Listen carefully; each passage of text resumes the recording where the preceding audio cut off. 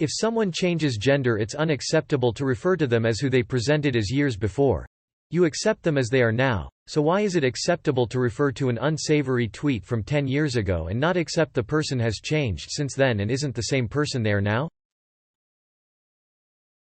I don't have a full answer for this, but to me I think it depends on if they have changed.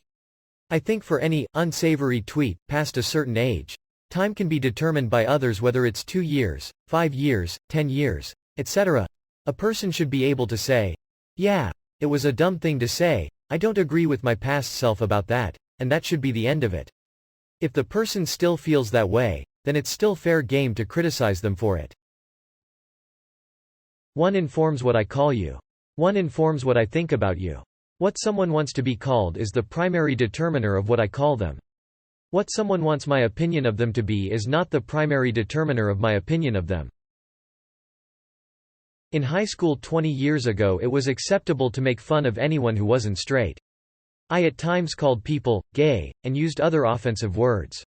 I'm a much more educated person today and have much respect for people part of the LGBT community. I might not agree with everything they say, but I will defend their right to be able to say it. I'd hate to lose my career now over something I said 20 years ago when I was an uneducated asshole. This feels like a false equivalency. And how are these two even comparable? Well, they aren't really.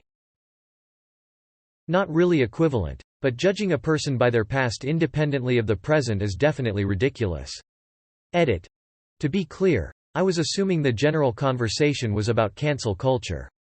Regardless, even in more extreme examples my comment still applies, as what people should do is take both the past and present into account and weigh both aspects against each other for a complete understanding of the person and to gauge how they are likely to behave.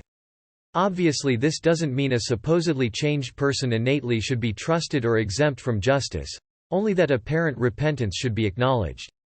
In typical cases, the past does not carry nearly as much weight as the present though.